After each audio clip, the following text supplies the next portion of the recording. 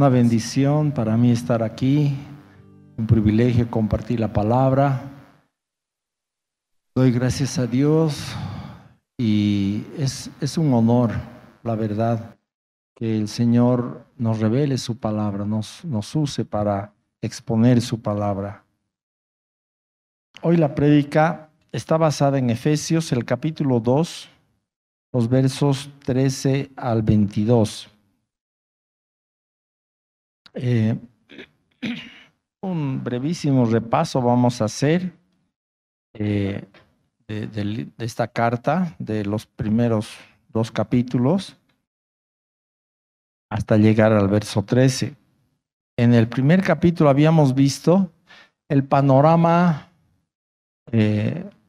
cósmico, global de Dios, que por medio de revelación de alguna manera le comunicó al apóstol Pablo, que escribe esta carta.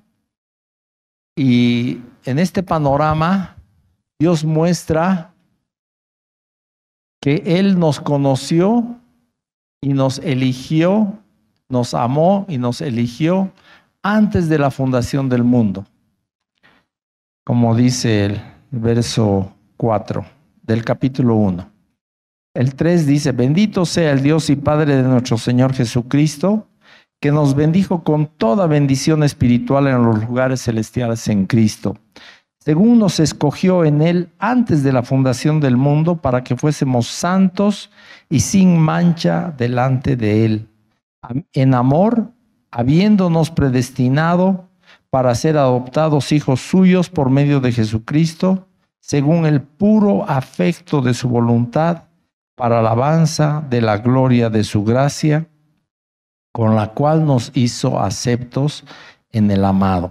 Y continúa, pero hay mucho en esta carta, mucha riqueza y mucha información de bendición, de cómo Dios nos ha bendecido con toda bendición espiritual. Eso es lo que Pablo está exponiendo. Ahora, en este panorama global, antes de la creación del mundo, dice, Dios nos conoció, porque no se puede escoger sin conocer, ¿no? Entonces, si nos ha escogido, nos ha conocido primero. Y luego nos ha amado, porque todo esto es hecho en amor. El verso 5 dice, en amor, habiéndonos predestinado, etc. Todo lo ha hecho en amor el Señor. Nada ha sido hecho para mal. Todo esto es para bien, porque Dios es fuente de bien, de bendición. Y por eso empieza bendiciendo al Dios y Padre de nuestro Señor Jesucristo, que nos bendijo con toda bendición espiritual. En otras palabras, Dios no se ha reservado algo para Él mismo en el cielo. Todo lo ha derramado sobre sus hijos, sobre su iglesia. No se ha restringido en dar bendición. Ahora, ¿cómo es que Dios nos ha conocido antes de la creación? Porque normalmente cuando conocemos a alguien es ya una persona, ¿no ve? Le das la mano, cuando le conoces, mucho gusto, ¿cómo te llamas? Yo me llamo tanto, y así nos conocemos. ¿Cómo Dios nos ha conocido? Antes de la creación, antes de hacer este planeta, porque eso es la fundación del mundo, es la creación de este planeta. Entonces, ¿cómo es que Dios nos ha conocido antes? ¿Dónde nos ha conocido? Para conocer a alguien tiene que haber un lugar y un tiempo. ¿Ve? Si vas a conocer a alguien, te vas a encontrar en un lugar y en un momento dado. ¿Dónde era ese lugar? Y no había creación. Era en el corazón de Dios. Lo único que se me ocurre. En la mente de Dios, en su corazón. Dios, antes de la creación, nos ha creado a nosotros en su corazón. Y a cada persona Dios le ha dado su personalidad. hasta la forma de su cuerpo, hasta el color de sus ojos. Toda la creación de Dios, de las personas, ha sido hecha antes de la creación de las cosas físicas. Y ha creado este planeta para ser habitado, dice la palabra. Lo ha creado para ser habitado. Y nos ha puesto a nosotros en este planeta para alcanzar salvación. Eso es lo que nos dice la Biblia. Ahora, ese es el panorama global, cósmico, donde Dios, antes de crear, ha planificado la salvación de sus escogidos. A quienes ha creado en su corazón, los ha conocido, los ha amado y los ha elegido para salvación. Y en base a eso, ha predestinado los tiempos de esa persona. Hablaremos de una persona que puede ser tú. Ha predestinado los tiempos para que en tu vida, desde tu nacimiento, ocurran cosas en tu vida para que tú llegues a conocer a Cristo. No es casualidad. No es casualidad. Y estás aquí hoy como resultado de esa obra de Dios en tu vida. Estás aquí hoy. Tú eres la prueba, tu vida es la prueba de que Dios te ha conocido, te ha amado, te ha elegido para salvación y ha predestinado las cosas para que sucedan de modo que un día llegues a conocer a Cristo y llegues hasta este momento en que estás acá.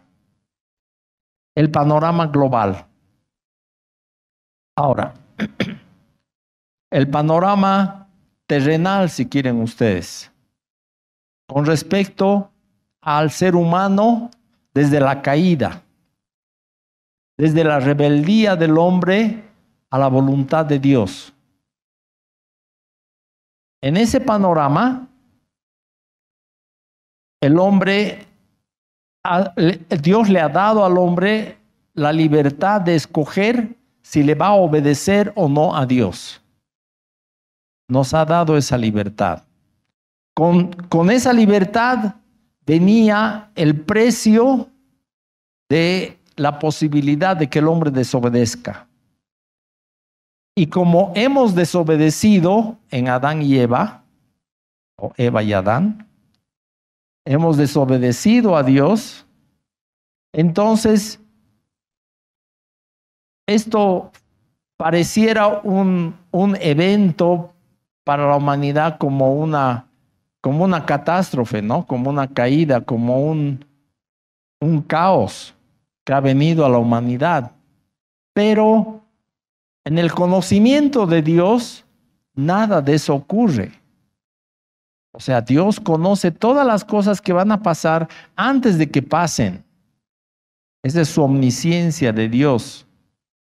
Entonces, al crear al ser humano, Dios tuvo que evaluar si valía la pena, quería Dios pagar el precio de la redención del hombre.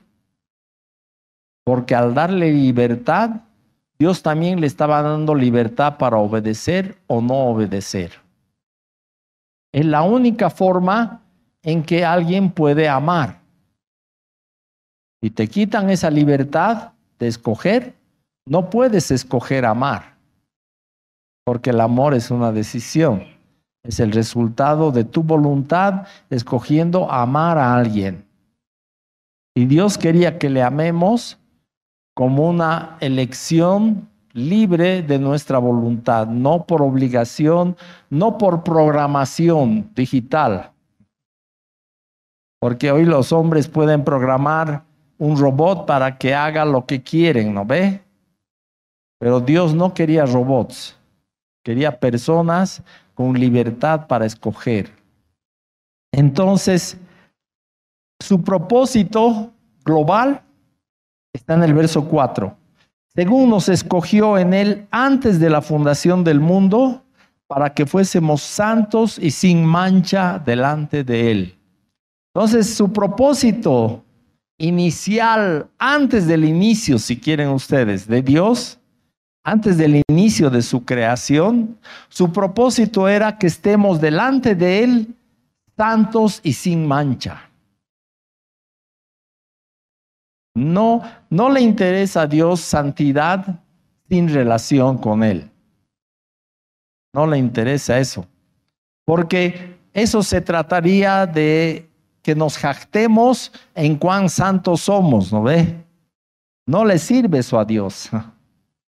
Lo que Dios quiere es santidad para estar delante de Él. Santos y sin mancha delante de Él. Ese era su propósito global, inicial, y también su propósito final. No ha cambiado de ese propósito Dios. Su propósito es que estemos santos y sin mancha delante de Él. Para eso, Dios nos ha escogido, nos ha amado, nos ha predestinado para salvación, ha hecho que vengamos al conocimiento de Cristo, que le conozcamos al Señor y vengamos a la conversión. Obra de Dios en nosotros. Obviamente ha entrado en juego nuestra voluntad. No somos títeres en las manos de Dios. Como dije, Él nos ha dado libertad, pero nos ha dado revelación para que lleguemos al punto de convertirnos, de entregarle nuestra vida. En algún momento de tu vida, Dios ha empezado a abrir tu entendimiento para que le conozcas. Ha empezado a obrar en tu corazón para que tu corazón esté abierto. Ha vencido tus tinieblas, ha vencido la dureza de tu corazón, ha vencido tu placer de vivir en el pecado. Has tenido que dejar eso para venir a Cristo, ¿no ve? Y no seguirías en el pecado, seguiríamos. Ha vencido todo eso el Señor para que un día vengamos a convertirnos a Él. En algunos casos, esa lucha ha sido días, meses, años, hasta que nuestro corazón sea quebrantado y vengamos al conocimiento de Cristo. El panorama global se enlaza con el panorama terrenal por medio de la cruz. La cruz es el punto en el cual Dios, con ese su propósito de que seamos santos y sin mancha delante de Él, viene a rescatar nuestra vida porque estábamos muertos sin Cristo, sin esperanza, sin Dios en este mundo. Viene a rescatarnos y nos habilita para ser salvos por medio de la cruz de Cristo. Hace lo que sea necesario, lo que fuera necesario para salvarnos. ¿Qué incluía eso? Incluía, además de toda la planificación y la logística, incluía enviar a su Hijo a este mundo, cargar sobre Él nuestros pecados y llevarlo a la cruz. Y todo eso lo ha hecho Dios para que un día podamos conocer a su Hijo y alcanzar salvación.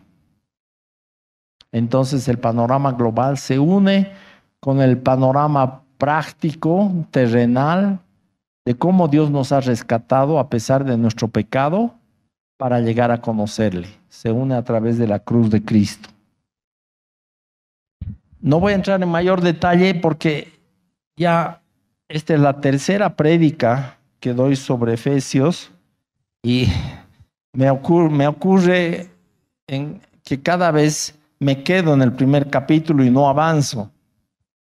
Entonces, vamos a avanzar al capítulo 2, donde Dios habla de dos tiempos en la vida del creyente. Habla del tiempo que vivimos antes de Cristo y el tiempo que ahora vivimos en Cristo.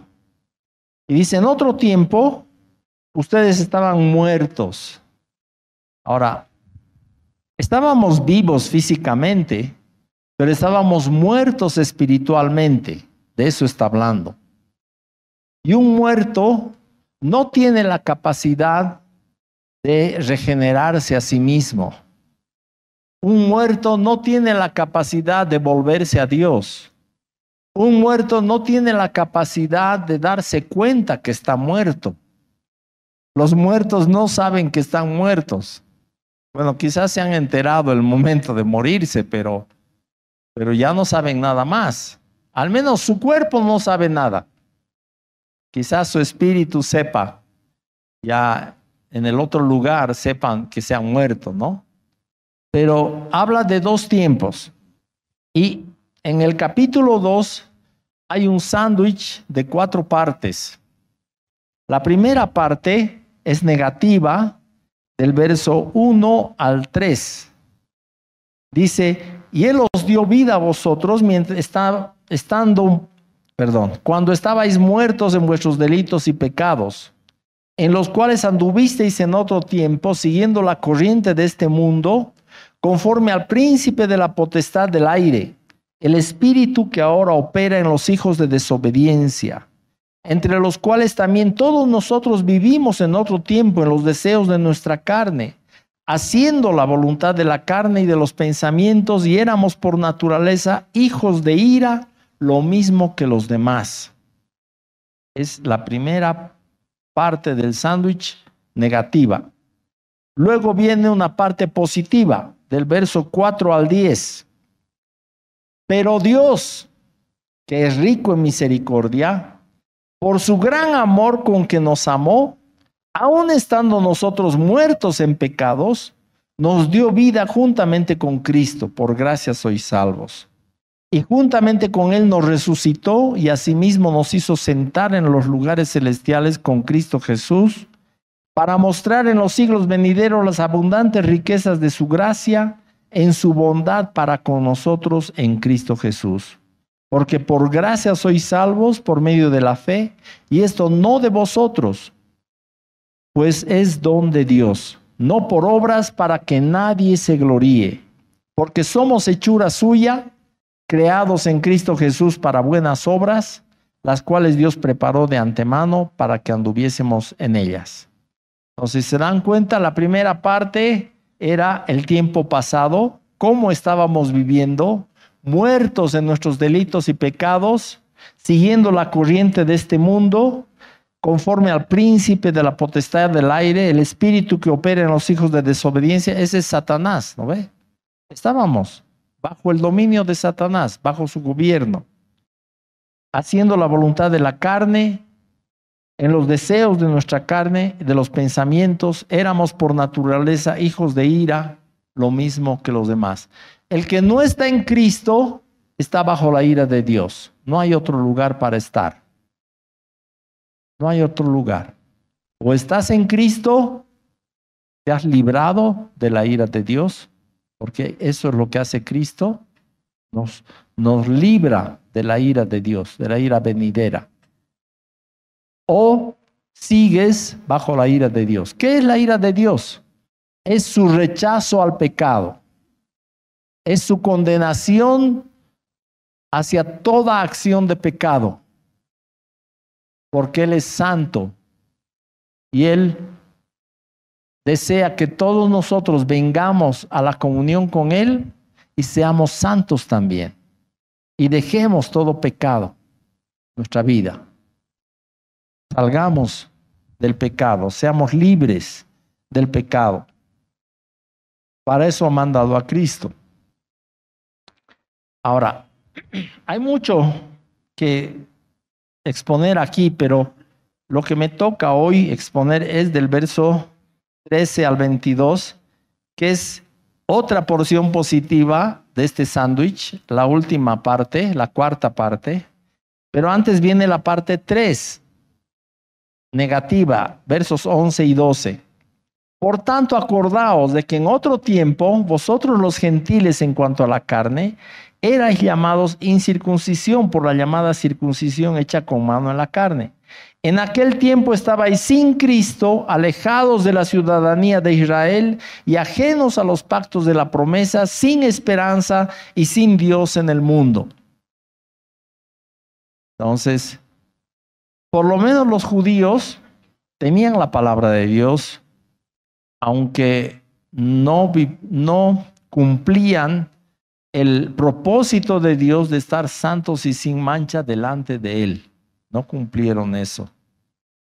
Vivieron una vida de un conocimiento religioso, si va el término, de la ley, pero sin una relación con Dios en general. Hubieron algunas excepciones, ¿no? Como David, como los profetas, pero la mayoría del pueblo no conocía a Dios. Por eso que esperar que ellos sean fieles al Señor era pedir peras al olmo. ¿Cómo van a ser fieles si no le conocen?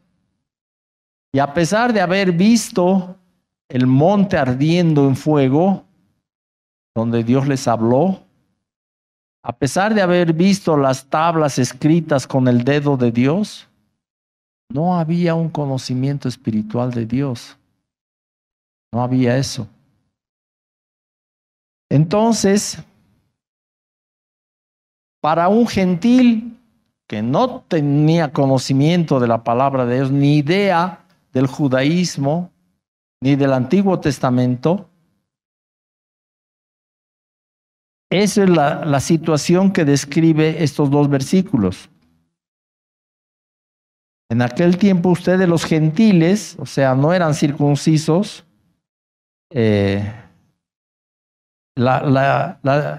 la circuncisión, o sea, los judíos que eran circuncisos, llamaban a los gentiles incircuncisión. Claro que la verdadera circuncisión es la que es del espíritu, del corazón. La circuncisión física para nada aprovecha, o sea, quizás para higiene, pero hasta ahí llega. Pero de lo que está realmente hablando la palabra, la circuncisión física es una figura de la circuncisión espiritual, de tener un corazón sensible a Dios, abierto a Dios, un corazón transparente delante de Él, sin ocultar nada. A Dios no le podemos ocultar nada, ¿no ve? Pero igual tratamos de ocultarla. Nuestro pecado, ¿no ve? Delante de Dios.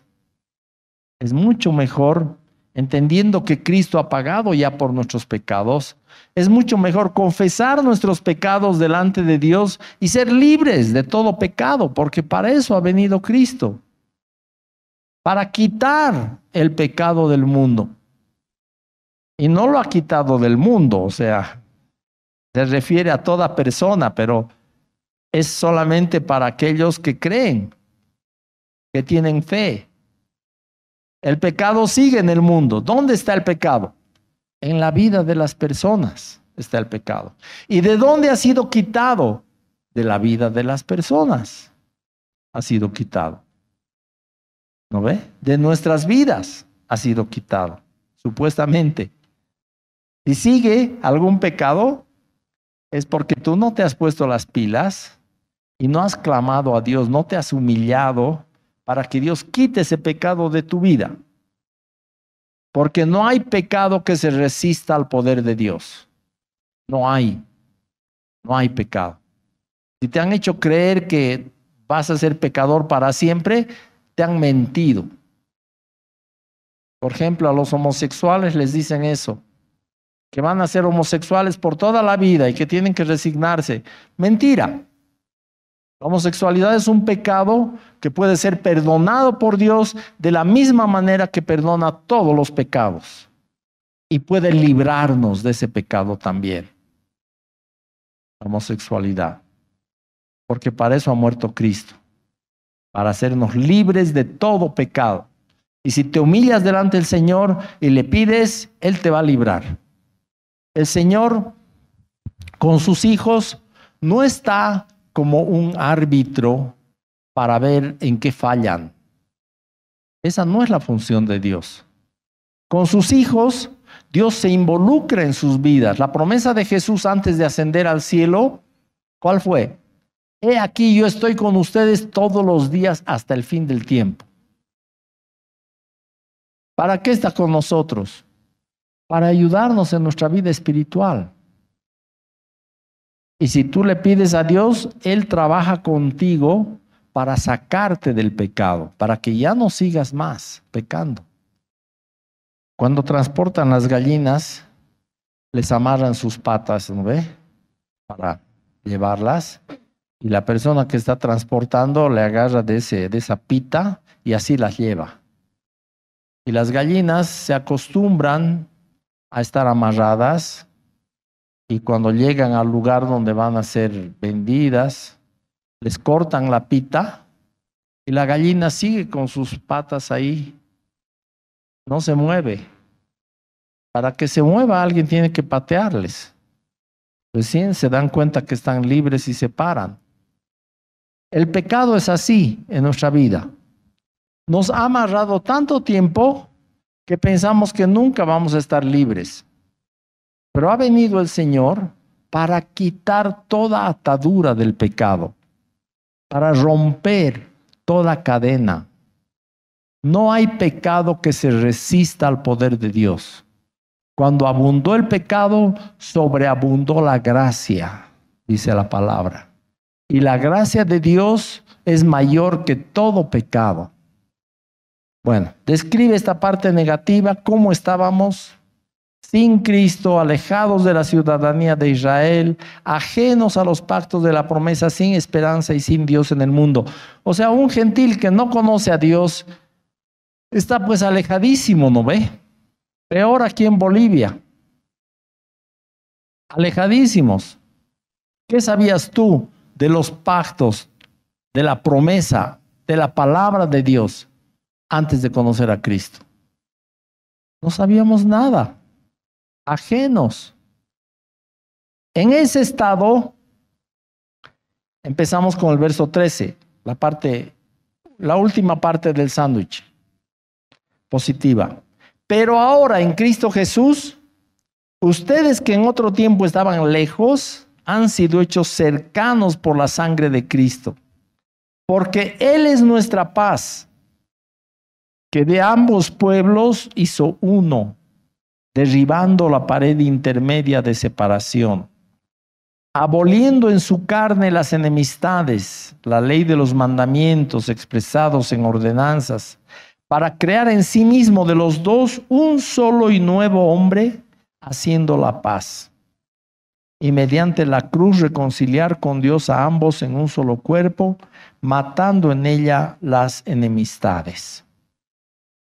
En ese estado ignorante en que nos encontrábamos, ajenos a los pactos de la promesa, sin esperanza y sin Dios en el mundo, muertos espiritualmente en delitos y pecados, esclavos de nuestra carne, de los pensamientos de la carne, hijos de ira, bajo la ira de Dios, gobernados por Satanás en nuestra vida. En ese estado lamentable en que nos encontrábamos, Dios en Cristo Jesús ahora nos ha hecho cercanos a Él por la sangre de Cristo. ¿Qué es cercano? Aquí, ¿qué quiere decir? Quiere decir íntimo.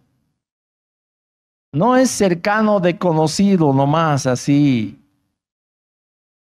¿No? Si conoces a alguna persona importante, te puedes sentir cercano si te saluda. No es esa cercanía. Esta es una cercanía íntima. Se está cumpliendo lo que hemos visto en el verso 4 del capítulo 1. Para que fuésemos santos y sin mancha delante de Él. Eso se está cumpliendo cuando Dios nos acerca a Él por medio de Cristo. Está cumpliendo eso. Así que en Cristo podemos ser cercanos, íntimos con Dios. para todo aquel que cree. No necesitas excluirte, no necesitas pagar una cuota, hacer un sacrificio, ir de rodillas, hacer una peregrinación. Lo único que necesitas es creer la palabra, creerle a Dios. Y tú eres cercano, porque Él es nuestra paz, Cristo, que de ambos pueblos hizo uno, derribando la pared intermedia de separación. ¿Cuáles dos pueblos está hablando? Está hablando de los gentiles y de los judíos. Para un judío, el estar en contacto con un gentil ya era una contaminación. Hasta el día de hoy, un judío ortodoxo no te recibe en su casa, no te da la mano, no te invita a un vaso de agua, a no ser que sea un vaso desechable. No recibe nada de ti. Esa es la situación, era la situación entre judíos y gentiles. De modo que los judíos que recibieron el Espíritu Santo en Pentecostés pensaban que solamente para los judíos era el Espíritu Santo. Y después de eso, en el libro de Hechos, si ustedes leen, Pedro estaba en ayuno en la terraza y baja un lienzo del cielo con toda clase de animales en una visión que él tiene. Y Dios le dice: Pedro, levántate, mata y come. Él dice: Señor, nunca ha entrado un alimento inmundo en mi boca. ¿Cómo voy a hacer eso? Y eso ocurre 3 veces. Vuelve a subirse el lienzo y después vuelve a bajar y las mismas palabras le dice a Pedro. 3 veces. Y después le dice: vas a ir a la casa de Cornelio. Cornelio era un centurión romano que había estado orando, tenía un grupo, ya tenía un grupo casero en su casa y estaba orando para que Dios les dé más revelación. Y un ángel le dice a Cornelio: manda a buscar a este Pedro que está en la casa de Simón el curtidor, en tal lugar. Y manda el centurión a sus ayudantes que van y están llegando a la casa de donde estaba Pedro mientras él tenía esta visión de Dios. El Señor le dice: no llames inmundo a lo que yo he santificado. 3 veces. Y ni así no le entraba mucho a su cabeza de Pedro que también los gentiles tenían la posibilidad de recibir el Espíritu Santo y la salvación de Dios y venir al conocimiento de Cristo. Porque ese era el plan de Dios desde el principio. Pensaba que a través de los judíos el mundo iba a recibir las buenas nuevas, pero lamentablemente el pueblo judío no fue un buen ejemplo de cómo seguir a Dios. Y Dios aquí en Pentecostés realmente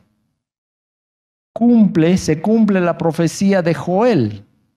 En el capítulo 2 de Joel, en el verso 28, 29, habla, Dios dice: voy a derramar mi espíritu sobre toda carne, aún sobre los esclavos, que eran lo más bajo de la sociedad, ¿no ve?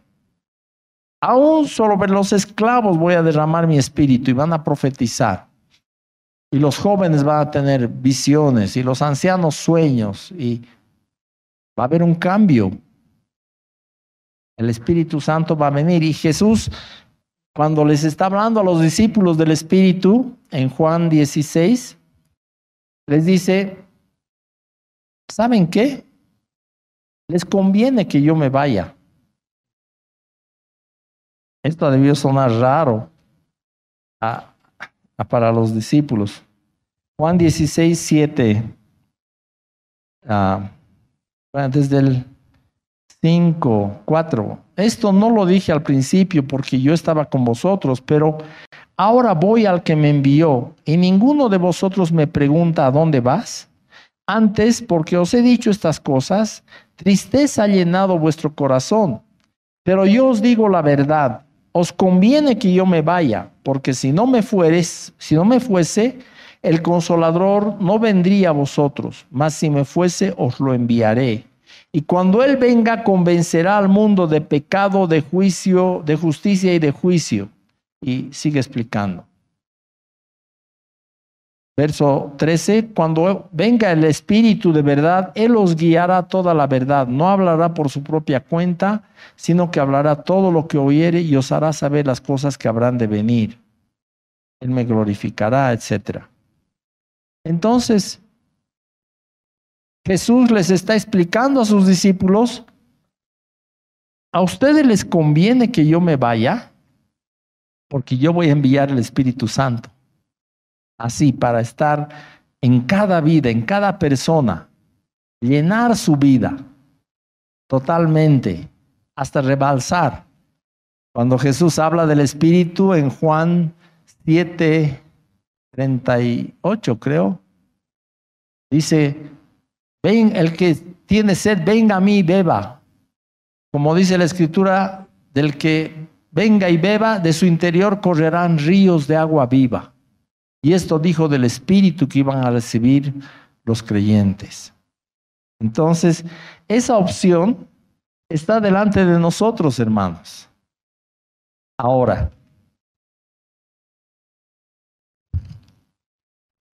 la opción de recibir al Espíritu Santo y de estar santos y sin mancha delante de Él en una comunión íntima con Dios.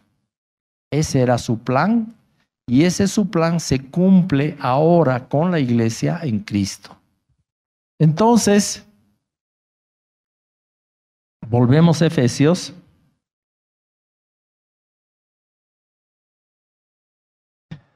Había una pared que separaba judíos de gentiles.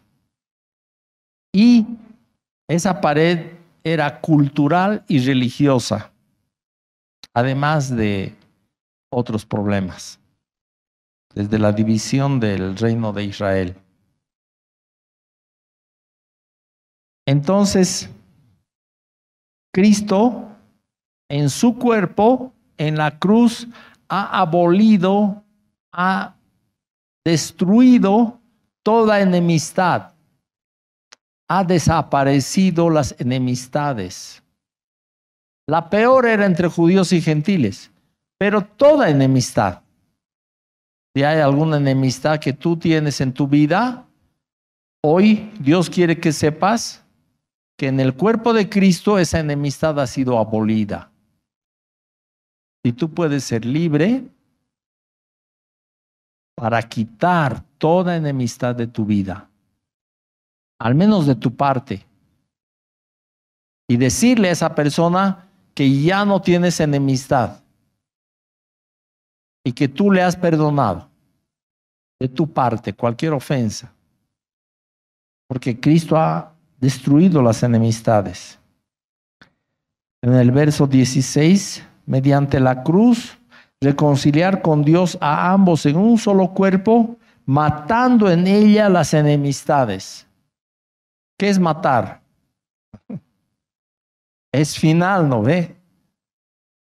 Matar es final. Ya no hay resurrección de enemistades.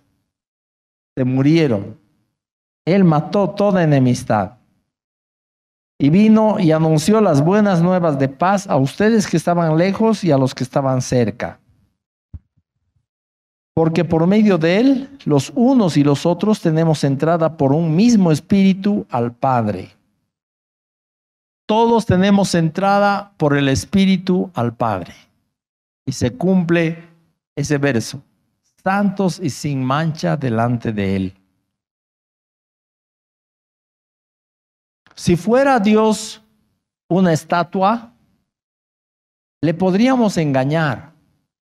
Basta con que te hagas al cristiano y vayas donde está la estatua y le prendas una velita, te arrodilles, te pongas cara larga y listo, parece que fuera santo, sin mancha.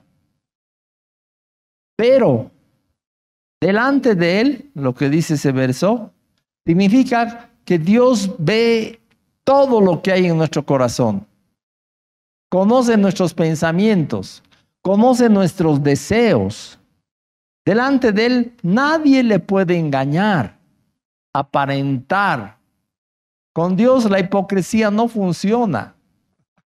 Dios conoce todo, todo.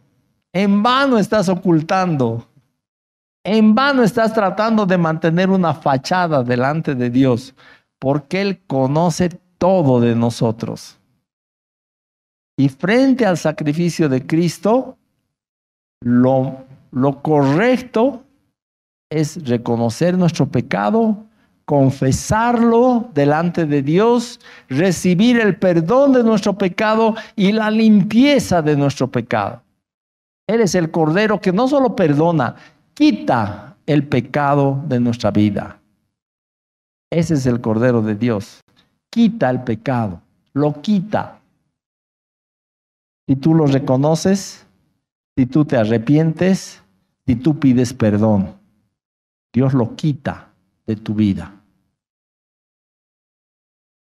Así que ya no sois extranjeros ni advenedizos, sino conciudadanos de los santos y miembros de la familia de Dios, edificados sobre el fundamento de los apóstoles y profetas, siendo la principal piedra del ángulo Jesucristo mismo, en quien todo el edificio bien coordinado va creciendo para ser un templo santo en el Señor, en quien vosotros también sois juntamente edificados para morada de Dios en el Espíritu. Entonces, ¿qué somos? Somos edificio de Dios, su morada aquí en la tierra. Dios podía haberse limitado a estar en el cielo, pero Él ha querido morar aquí en la tierra a través de nosotros, de nuestras vidas. Somos su morada en el Espíritu. Dios viene a habitar en nosotros. Si Dios tuviera que llenar un formulario y tuviera que poner su dirección, pondría tu vida como dirección en la tierra. Porque en su plan global estaba que seamos santos y sin mancha delante de Él, que vivamos delante de Él. Para eso ha enviado a Cristo, para que seamos santos y sin mancha y vivamos delante de Él. Y para eso nos ha dado su Espíritu Santo. ¿Qué hace el Espíritu Santo hoy en día? ¿De qué se está ocupando? Porque algunos piensan que es como que has recibido el Espíritu y el Espíritu viene a cruzarse de brazos y hacer hora hasta que seamos recogidos. No es así.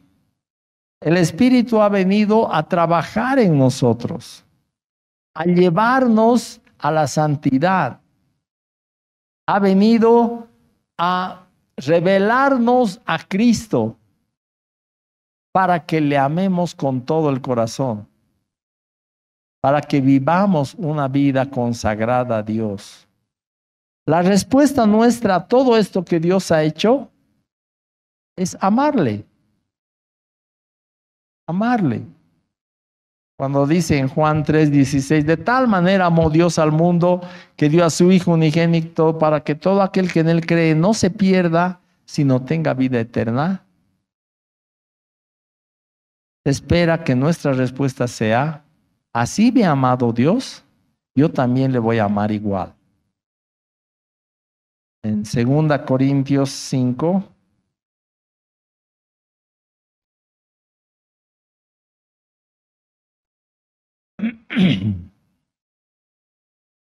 en el verso 14, dice, porque el amor de Cristo nos constriñe, pensando esto, que si uno murió por todos, luego todos murieron. Y por todos murió para que los que viven ya no vivan para sí. Quiere decir para sí mismos, ¿ve? Sino para aquel que murió y resucitó por ellos. Aquellos de nosotros que hemos recibido vida espiritual por medio de Cristo, estando muertos en nuestros delitos y pecados, Dios, que rico en misericordia, nos ha dado vida. Esos que hemos vivido ahora que vivimos, por la gracia de Dios, ya no podemos vivir para nosotros mismos. El amor de Cristo nos constriñe, nos aprieta el corazón para que ahora nosotros vivamos para Él, ya no para nosotros. Lo natural del ser humano es vivir para sí mismo. Todos viven para sí mismo. Cada uno busca sus propias necesidades, sus deseos, sus pasiones. Todos quieren tener su dinero para comprarse lo que quieren, para hacer lo que quieren. Pero uno que ha sido rescatado por Cristo ya no puede vivir así. Cuando no conoces a Dios en otro tiempo, está bien que seas esclavo de tus pensamientos, de tu carne, del espíritu de desobediencia. Está bien, porque no conocías a Dios. Pero ahora conociéndole, ¿cómo vas a vivir así? Ahora conociéndole, ya no puedes vivir para ti. Si el amor de Cristo te constriñe tu corazón, lo normal es que vivas para Él, que le ames. Así como Él te ha amado, tú también le ames. Ese dicho del mundo, amor con amor se paga, es bíblico. Es bíblico. Aquí estamos leyendo. Él ha muerto para que los que viven ya no vivan para sí, sino para Él. ¿Y por qué? ¿Por obligación? ¿Hay alguna pistola en tu cabeza para que vivas así? No, es por amor. Porque tú has visto el amor de Cristo muriendo por ti y eso te aprieta tu corazón para que ahora tú vivas para Él. Así nomás es. Eres edificio de Dios. Dios habita en la vida de aquellos que viven para Él. Ese es el lugar de su reposo. Y esto está en toda la Biblia dicho de diferentes formas. Por ejemplo, en Isaías 66, el último capítulo de Isaías, Jehová dijo así: el cielo es mi trono y la tierra estrado de mis pies. ¿Dónde está la casa que me habréis de edificar? ¿Y dónde el lugar de mi reposo? Mi mano hizo todas estas cosas y así todas estas cosas fueron, dice Jehová. Pero miraré a aquel que es pobre y humilde de espíritu y que tiembla a mi palabra. La morada de Dios es aquella vida que se humilla delante de Él y tiembla su palabra. Esa es su morada, su habitación, el lugar de su reposo, dice. ¿Dónde está el lugar de mi reposo? De toda la creación del universo, de todos los planetas y estrellas que Dios ha creado, ¿te ha mandado la parte el Señor? Millones de estrellas, la mayoría más grandes que nuestro sol. De todo lo que Dios ha hecho, el lugar de su reposo es el corazón de aquel que se humilla delante de Él. y que tiembla su palabra. Dios quiera que hoy tu corazón se humille ante la palabra de Dios y tú la recibas como lo que es. Una palabra salida de la boca de Dios, la cual hace vivir nuestro espíritu, la cual nos da vida. Vamos a ponernos en pie.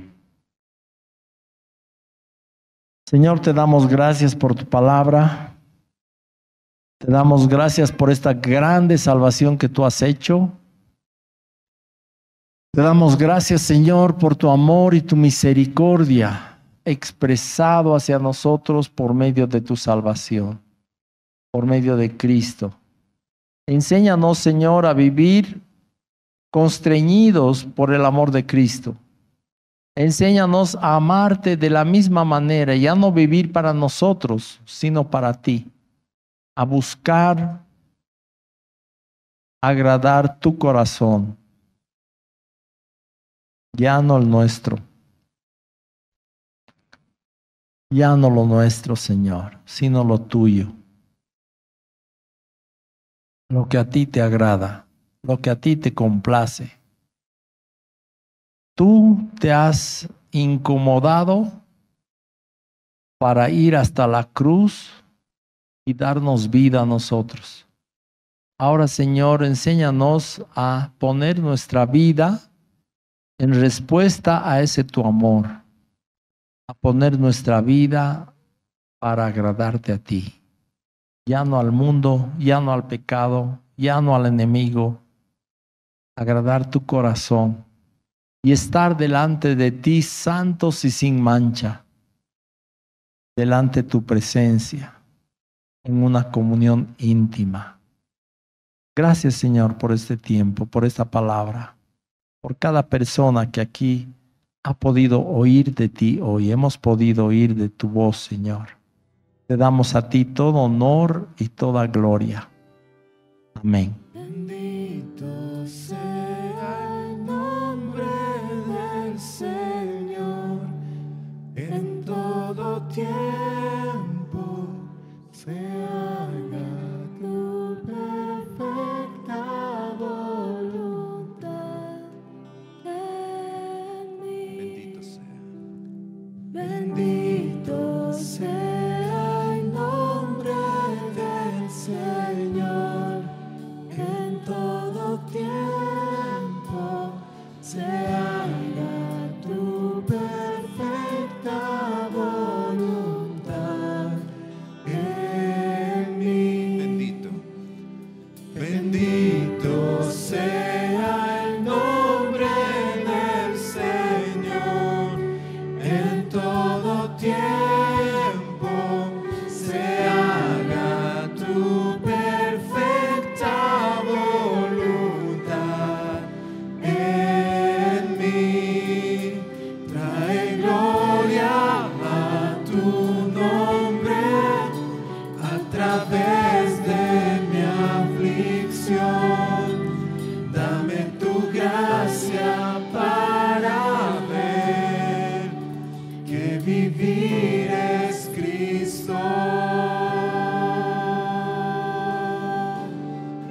Fija mis ojos solo en ti, en lo eterno, en el cielo.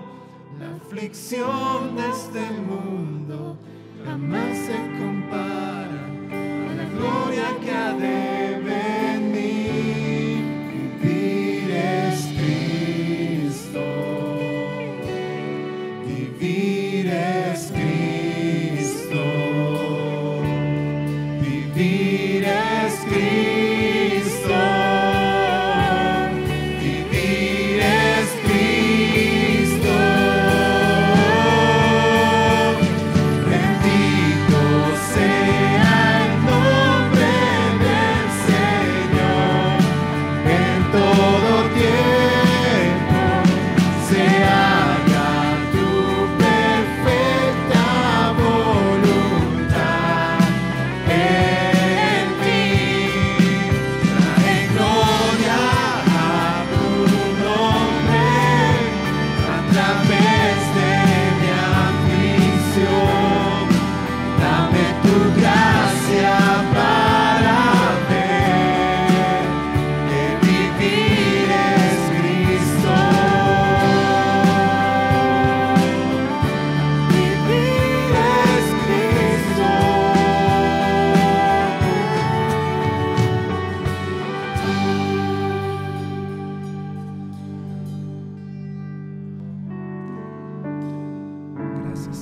Esperamos que el mensaje de hoy haya sido de bendición para tu vida. Si necesitas consejería o apoyo en oración, por favor no dudes en contactarte. Escríbenos a los siguientes números de WhatsApp. En la Ciudad del Alto, al número 719-05-791. 719-05-791. En la zona central, al número 732-11-354. 732-11-354. En la zona sur, al número 75 25 70 56. 75 25 70 56. Que Dios te bendiga.